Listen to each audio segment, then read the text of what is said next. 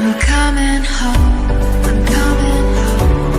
Tell the world I'm coming. नमस्कार साथीहरु, तपाईहरु हेर्दै हुनुहुन्छ टेक एनपीएल च्यानल र म पविन्द्र।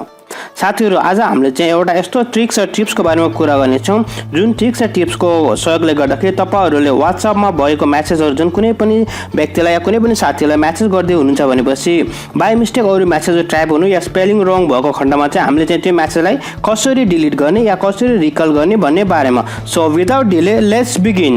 साथीहरु, त्यसको लागि सबैभन्दा पहिला हामीलाई WhatsAppमा नै जानुपर्ने हुन्छ। म एउटा डेमो एउटा WhatsApp देखाइरहेको छु र WhatsAppको जुन अपडेट आएको थियो त्यो अपडेटमा अनुसार चाहिँ तपाईहरुले चाहिँ आफ्नो WhatsAppलाई चाहिँ राम्रो तरिकाले अपडेट गर्नु होला गुगल प्ले स्टोरमा गएर। र तपाईहरुले चाहिँ यहाँ देख्न सक्नुहुनेछ जस्तै मैले टाइप गरेको छु, मैले कुनै पनि एउटा मेसेज लेखिरहेको छु रेन्डमली हाई, जस्तै मलाई हाई ब्रो लेखेर मैले चाहिँ यसलाई चाहिँ गरे तर एक्चुअली चाहिँ मलाई अरु नै केही लेख्न पर्ने थियो भनेपछि अब तपाईहरुले सजिलो तरिकाले WhatsAppको त्यो मेसेज डिलिट गरेर पनि गर्न सक्नुहुन्छ। जस्तै त्यसको लागि तपाईले चाहिँ जुन मेसेज त्यसमा तपाईले ट्याप गर्नुस्।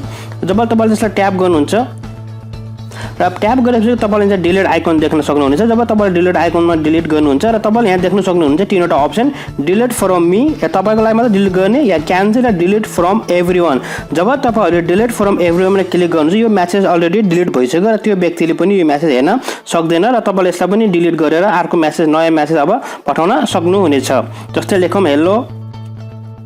अब जस्तो हेलो लेख्नु थियो, मैले हेल्प भयो हैन, हेल्प मी भयो, जुनै पनि अरु वर्डहरु हुन्छ या कलेज हामी झुकेर चाहिँ एउटालाई पठाउने मान्छे अर्कोलाई पठाइन्छ।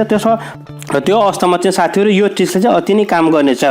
र यो ट्रिक्स काम गर्नको लागि चाहिँ फर्स्ट अफ अल तपाईहरुले चाहिँ आफ्नो WhatsAppलाई चाहिँ अपडेट गर्नुपर्ने छ र सेकेन्ड चाहिँ त्यो व्यक्तिले त्यो मेसेज चाहिँ नहेरेको हुनुपर्छ। तपाईहरुले चाहिँ त्यो मेसेजसँग चाहिँ डेलिभरी मात्र भयो तर त्यो व्यक्तिले त्यो मेसेज हेरेको छैन भने पनि तपाईले सजिलो तरिकाले त्यसलाई चाहिँ डबल ट्याप गरेर तपाईले चाहिँ यहाँबाट डिलिट फ्रम एभ्रीवन गर्न सक्नुहुनेछ। आजलाई यति नै। यस्तै नयाँ र नौलो ट्रिक्स र टिप्सहरु लिएर हामी तपाईसँग प्रस्तुत हुने नै छौं। तबसम्मको लागि bye bye, take care, have a great and fun time. र साथीहरु, मलाई आशा छ आजको यो ट्रिक्स र टिप्स तपाईहरुलाई मन परेको होला। यदि मन परेको खण्डमा लाइक र कमेन्ट गर्न चाहिँ नभुल्नु होला। र साथीहरु, तपाईहरु मध्ये कुनै साथीहरु यदि नयाँ आउनु भएको छ भनेपछि कृपया हाम्रो च्यानललाई सब्स्क्राइब गरिदिनु होला, किनभने यस्तै नयाँ नौलो ट्रिक्स र टिप्स र फ्री सफ्टवेयरको रिभ्यु लिएर हामी तपाईसँग प्रस्तुत हुने गर्दैछौं। र साथीहरु, मलाई आशा छ आजको यो भिडियो तपाईहरुलाई मन पर्यो होला। यदि मन परेको खण्डमा लाइक र कमेन्ट गर्न चाहिँ नभुल्नु होला। र साथीहरु, यदि तपाई यस च्यानलमा नयाँ हुनुहुन्छ भनेपछि कृपया हाम्रो च्यानललाई यहाँ क्लिक गरेर सब्स्क्राइब गरिदिनु होला, किनभने पछि यस्तै नयाँ र नौलो ट्रिक्स र टिप्सहरु हामी लिएर तपाईसँग प्रस्तुत हुने गर्दैछौं।